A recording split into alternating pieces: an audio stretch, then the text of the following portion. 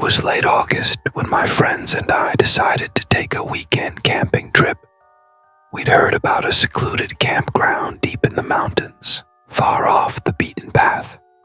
The kind of place where cell phones couldn't reach and GPS signals disappeared halfway through the drive. We loaded up the car with tents, coolers, and enough snacks to survive a week. The drive was beautiful, winding through dense forests and narrow mountain roads.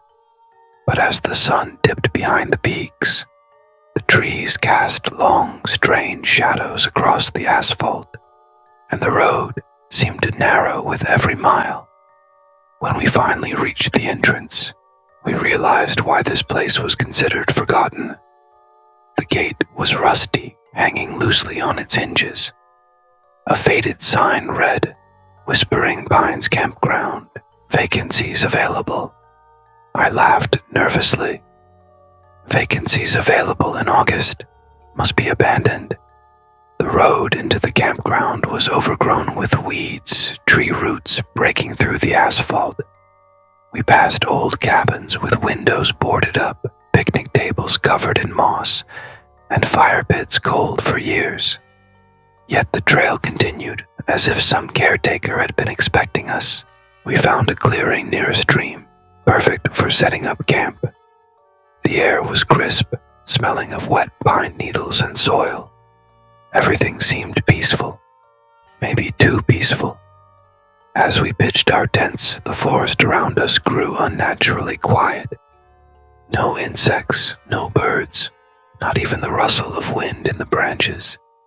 Just an oppressive silence that made the hair on my arms stand on end.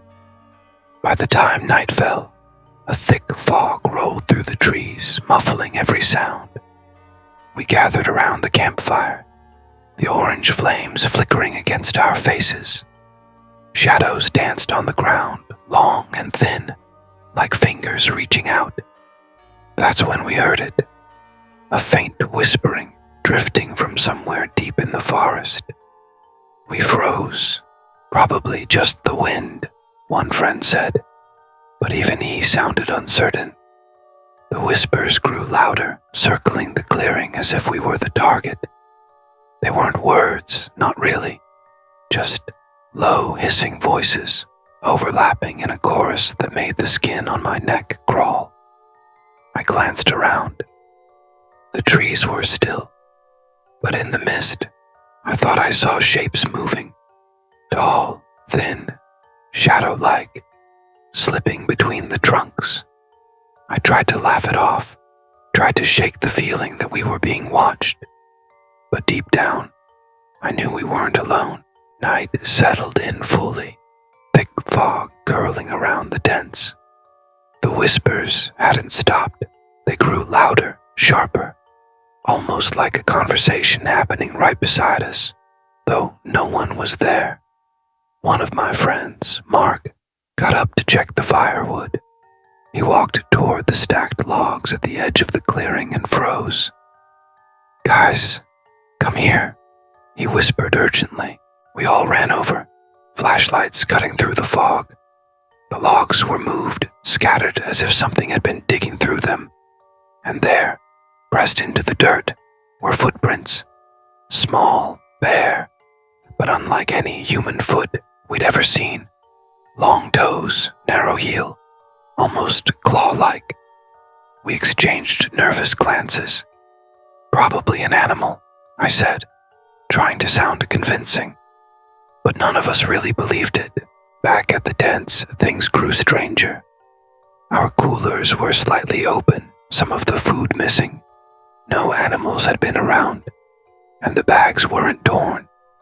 Our backpacks had shifted overnight, as though someone or something had rifled through them. The whispers became more distinct. I could make out low, garbled syllables repeating again and again. "Leave, leave, leave." We tried to ignore it, thinking sleep might make it stop, but the forest had other plans. Branches snapped nearby, footsteps circling our tents. Shadows flitted in the mist, staying just beyond the reach of our flashlights. Each movement was deliberate, too calculated to be random. Suddenly, Jenna screamed. We rushed to her tent. The flap had been ripped open. Her sleeping bag was empty. The whispers now felt closer, surrounding us, moving from tree to tree. We called her name, shining flashlights through the fog, but there was no response, only the sound of wet footsteps retreating into the darkness. Panic set in. Mark wanted to chase it, to find her, but I knew better. Some things out here didn't want to be seen. They wanted to be feared. We huddled together near the fire, trying to make sense of what had happened. And then we heard it again, the whispers. But this time, they came from inside the tents. All four of us froze. The words were clear now, almost understandable. You shouldn't have come here. The air grew icy. Our breaths became visible. The shadows in the mist lengthened and began moving closer. The shapes weren't quite human. They twisted and bent in ways that made my stomach churn. We realized we were trapped. The forest had sealed us in. Every path back to the road seemed swallowed by the fog, and the whispers, relentless, mocking, weren't going to let us leave. The fog thickened until the world beyond the firelight vanished entirely. We huddled together, hearts pounding, unable to see more than a few feet ahead. Every rustle of branches, every snap of a twig made us jump. Then we saw them, shapes emerging from the mist, tall, impossibly thin, with limbs bending in unnatural angles. Their faces were pale, almost translucent, and their eyes glowed faintly orange, reflecting the firelight. They moved silently, floating across the ground, like they didn't obey the laws of physics. I gripped a fallen branch like a weapon, my knuckles white. Back away slowly, I whispered. One of them stopped directly in front of Jenna. She couldn't move, frozen in terror. The figure leaned toward her, and the whispers intensified, like 100 voices screaming at once. You shouldn't have come. You shouldn't have come. You shouldn't have come. Suddenly it lunged, not in the way a human would, but more like a shadow snapping at its prey. Jenna screamed as the thing passed through her tent, her body vanishing inside the mist for a heartbeat, before reappearing unharmed, but pale, eyes wide in horror. We ran, through the fog, between the trees, stumbling over roots and rocks. The entities followed, circling us, keeping pace effortlessly. Each time we tried to find the road, the forest shifted, paths looping back into the clearing. I glanced back. Mark was struggling to carry a fallen log as a makeshift weapon. One of the creatures grabbed it midair, snapping it like a twig, then turned toward him with a grin that wasn't human. The whispers were deafening now, echoing inside my skull. Leave, or stay forever. Desperation made me think of the old cabins we had passed. Maybe we could barricade ourselves inside, find some protection. We sprinted toward one, the fog swirling around us like liquid darkness. Inside, we slammed the door shut and bolted it with everything we could find. The creatures pressed against the walls, pushing, clawing, making the building shudder. The whispers seemed to seep through the wood, rattling our teeth. And then, silence. For a moment, we thought we had survived, but the smell hit us first. Damp, decayed, like something had been rotting for decades. Then we saw it, through the crack in the boarded-up window, a figure standing in the mist, clutching what looked like a small bundle. Watching us, we stayed in that cabin all night, trembling and whispering, too scared to move. The entities never entered, but we could hear them circling outside, dragging their long limbs through the fog. Every now and then, the whispers called our names, sometimes taunting, sometimes warning.